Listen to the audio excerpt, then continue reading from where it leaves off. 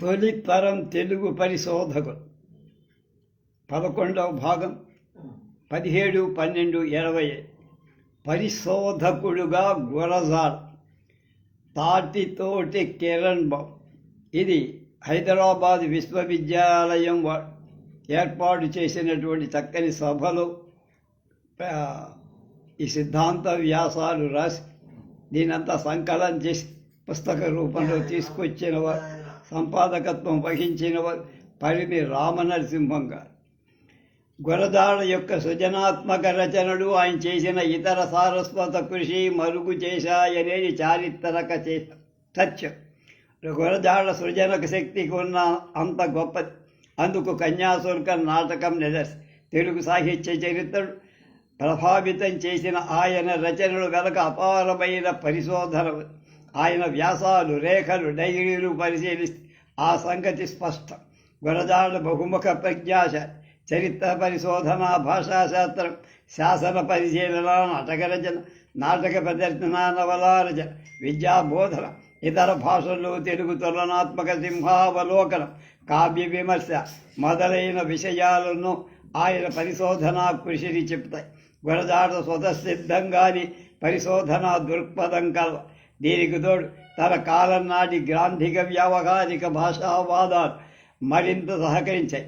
ఆనంద గజపతి రాజు, జయపూర్ రాజులిద్దరూ తమ తమ వంశావళుల చరిత్ర యొక్క నిజాలు వెలికి తీసే బాధ్యత ఆయనకే అప్పచెప్పడం గురజాడ పరిశోధన మరింత ముందుకు సాగింది.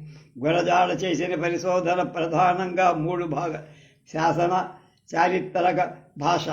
ఈ సందర్భాన్ని బట్టి, అవసరాన్ని బట్టి ఒక్కొక్క దైనికనే విడివిడిగా అనేక సందర్భాలు సంయుక్తంగా ఈ పరిశోధన చేశారు.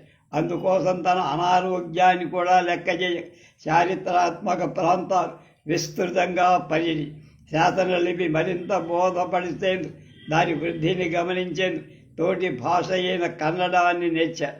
ఇండియన్ యాంటిక్విటీ వాల్యూమ్ తిరగేశారు. Oriental library గాలించారు.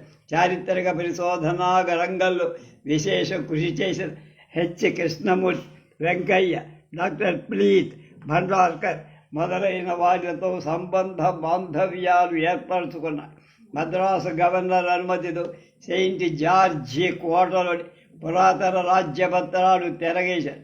ఊహలతో నల్లకుండా శాస్త్రీయ పద్ధతులు చేపట్టి దక్షిణ భారతదేశ చరిత్ర పునర్నిర్మించాలని సంకల్పించారు. లభ్యమైన ఆధారాలు బట్టి ఆయా కాలాల్లో రాజుల వంశ చరిత్ర, పరిపాలనా కాలం, అన్నిటికంటే ప్రధానంగా తెలుగు లిపి పరిణామం, భాషాస్థితి, పొరుగు భాషలైన కన్నడ, తమిళ భాషల ప్రభావం, ద్రావిడ భాషలుగా వాటి స్థానాలు మొదలైనవెన్నో పరిశోధించి శాసనాధారాలు బట్టి నన్నయ్యకు ముందే పొరుగు భాషా సాహిత్యాలలాని తెలుగు భాష కూడా తనదంటూ కావ్య భాష ఉన్నట్లుగా చెప్పారు. శాసన పరిశోధనకు చాలా సున్నిత మార్గాలు అవలంబించాల్సి ఉంటుంది. శాసన ఆధారాలు బట్టి ఒక విషయానికి సంబంధించి కొత్త ఆధారాలు దొరికినప్పుడు పాతవి అప్రమాణికాలవుతాయి. అలాంటి సందర్భంలో దొరికిన కొత్త ఆధారాలు బట్టి నిశ్చయ జ్ఞానాన్ని సమన్వయించుకోవాలి అనేది గురజాడ దృక్పథం. మహాపండితులు కూడా తప్పులు చెయ్యకపోరు. చరిత్రలో అనుసంధించి చెప్పడానికి తగినన్ని ఆధారాలు దొరకనప్పుడు శోధించాల్సిన అనేక విషయాలు ఇంకా మిగిలి ఉంటున్నప్పుడు పరిశోధనా రంగంలో పొరపాట్లు రాక తప్పు. దొరికిన శాసనాలు బట్టి నిశ్చయించ జ్ఞానం అలవర్చుకోవాలి. భారతదేశంలో పరిశోధనాగారాన్ని ఇప్పటి పరిస్థితుల్లో ఇస్తే తప్పు. మనం ఇంకా అనేక ప్రధాన విషయాలు పరిశోధించాలి. బహుభాషా రాష్ట్రాలలో శాసన పరిశోధకుడు అనేక చిక్కులు ఎదుర్కోవాలి అని గురజాడ మాటల పరిశోధన అనుభవాన్ని వివరిస్తాయి. గురజాడ పరిశోధనలో ఒక్కొక్క విభాగాన్ని చూద్దాం. శాసన పరిశోధన.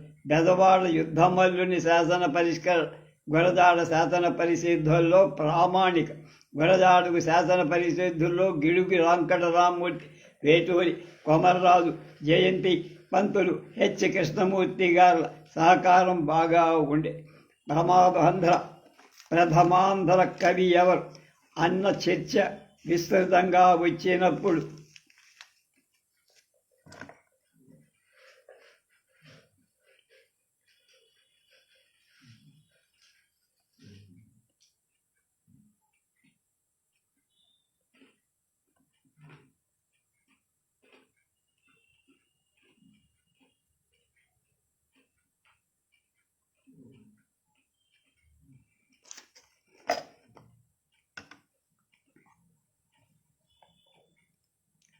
కొత్తగా దొరికిన శాసనాలలో గిడుగుతో కలిసి పరిశోధించిన తర్వాత నన్నయ్య కంటే ముందే తెలుగు సాహిత్యానికి సుస్థిరమైన స్థానం ఉందని గుర్తి బెదవాడ యుద్ధమల్లుని శాసనాన్ని పరిశోధించి అందులో లిపిని బట్టి అది రాజరాజ నరేంద్రుని కన్నా ప్రాచీనమైందని నిర్ధారణ. ఈ నిర్ధారణతో కాశీభట్ట బ్రహ్మయ్య శాస్త్రి, తేకుమళ్ళ గోపాల రాజగోపాల్, అలాగే కోటేశ్వర శర్మ మొదలైన పండితులు ఏకీభవించల. ఎందుకంటే మల్లప్పుడు అనే రాజు 1202లో పిఠాపురం రాజుగా పట్టాభిషిక్తుడైన మల్లదేవుని శాసనం పేర్కొంది. అయితే గురజాడ నిర్ధారణ చేయటానికి యుద్ధమల్లుని తాత పేరు కూడా మల్లపుడే. ఈ ఆధారాన్ని చూపిస్తూ గురజాడ నిర్ధారణాన్ని ఆమోదించల. కానీ బెదవాడ శాసనపు యుద్ధమల్లుని పాలనాకాలం 927-930, పిఠాపురం మల్లదేవుడి శాసనం 1202 కనుక ఆధారాలతో నిలిపి శాసనాధారాల బట్టి 1202 సంవత్సరంలో శాసనం వేయించిన మల్లప్ప విష్ణువర్ధన మహారాజని బెదవాడ యుద్ధమల్లుడు చాళక్య వంశుడని సల్కి, చాళక్య, చాళుక్య, చలకియ, పాలోంగి అనేవి నామాంతరాలని చెప్పారు. అందుకు నిరూపణగా సమకాలీన శాసనాల బెదవాడ, గుంటూరు శాసనం, శివానంద యోగీశ్వరుని మరాఠీ వంశావళి, విరాజమార్గం, dynasties of Canarese districts in Bombay gazette volume part 1 నుండి ఆధారాలు చూపించాడు.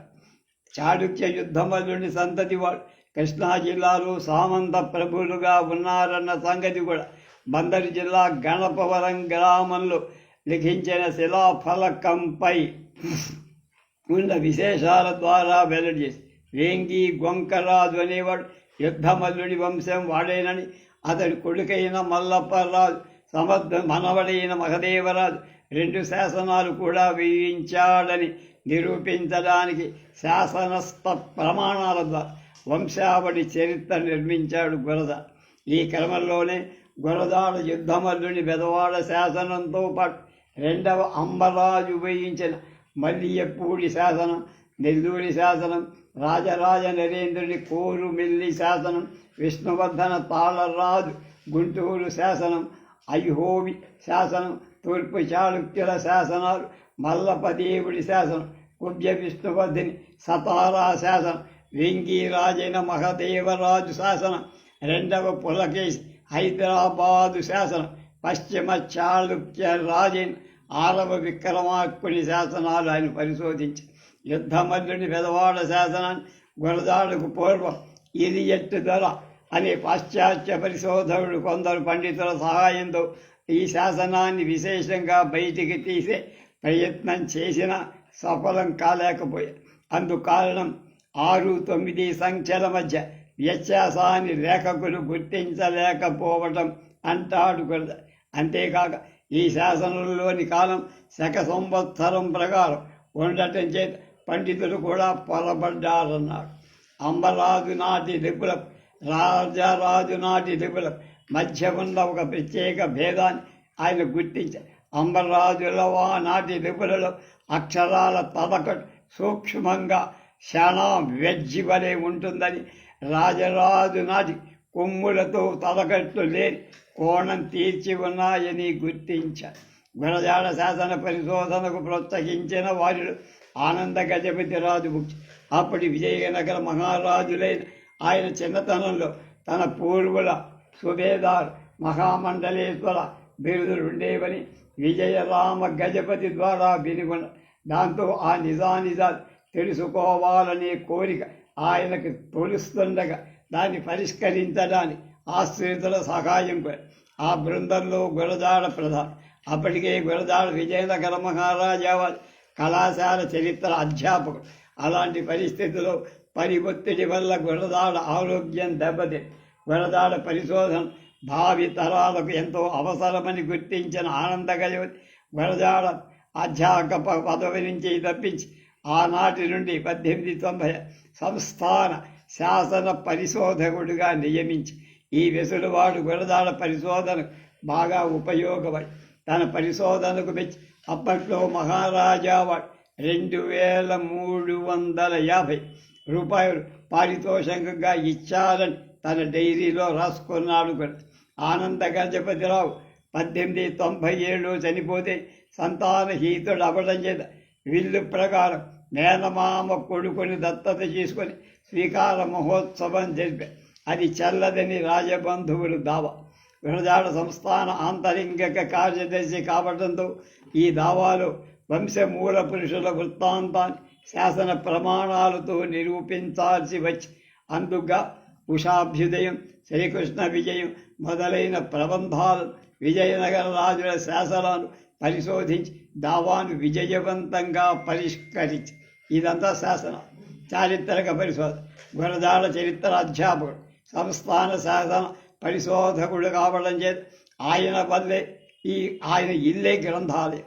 తెలుగు సంస్కృత గ్రంథాలు, శిలాశాసనాల రికార్డులు గల Epigraphia Indica Indian antiquity volume, Nellore జిల్లా శాసనాలు, విజయనగర సంస్థానానికి చెందిన శాసనాలు, విజయనగర రాజుల బంధువుల వంశ వివరాలు తెలిపే పద్యకావ్య అనేక వచన గ్రంథాలు. అందుకే రాజులు, పండితులు చరిత్రకు సంబంధించిన విశేషాల కోసం గురజాడతో తరచుగా ఉత్తర ప్రత్యుత్తరాలు జరిపినట్టు ఆయన లేఖలో చెప్తాయి. గురజాడ కళింగ చరిత్ర, ఆంధ్రకవుల చరిత్ర రాయటానికి ఎంతో ప్రయాసపడి కులాల చరిత్రలు కూడా పరిశోధించాలని ఎన్నోసార్లు ప్రయత్నం. కానీ ఈ విషయాల్లో గురజాడ ప్రయాసపరిచి అందుకు చాలా కారణాలు. వాటిలో సంస్థాన వారసత్వపు తగ తన అనారోగ్యం, వ్యావహారిక భాషా ప్రయోగం అనేవి ముఖ్య ఆటంకాలు. కళింగ దేశ చరిత్రను రాయడానికి సంకల్పించి దానికి కావాల్సిన శాసనాలు, రికార్డులు సేకరించి పరిశోధించారు. అన్ని పరిశోధనలు రాసుకొని, అన్ని వివరాలు రాసుకొని మంచి ప్రణాళిక కూడా సిద్ధం చేశారు. అయితే చరిత్ర రచనలో ఉపయోగించే భాష విషయమై గురజాడకు, కొమర్రాజుకు ఏకీభావం రాల. గురజాడ వ్యావహారికలో రాయాలని పట్టుబట్టగా కొమర్రాజు ఒప్పుకోల. కానీ గురజాడ తన ప్రయత్నాన్ని ఆపల. ఆ మధ్యలోనే సంస్థానపు వారసత్వ దావాలు 1897, 1912 15 ఏళ్ల వరకు తలములుకలైపోవడంతో చరిత్ర రచనకు అంతరాయం. దీనికి తోడు ఆరోగ్యం మరీ దెబ్బ. గురజాడ అవసాన దశలో ఉన్నప్పుడు తాను పరిశోధించిన శాసనాలు, శ్రమపడి సేకరించిన రికార్డులు, రాసిన భోగట్టాలు ఆధారం చేసుకొని తగిన పండితుల చేత తాను తలపెట్టిన కళింగ చరిత్రను పూర్తి చేయించాలని ఫౌలర్ అనే దొరను ఆయన అప్పటి విజయనగర జిల్లా కలెక్టర్, అలాగే సంస్థాన వ్యవహారాల అజ్మాయిష్ చేసే ధర్మకత్వ సంఘం గురజాడ మరణం తర్వాత గిడుగు దీన్ని సమకూర్చాలని ప్రయత్నం కాల.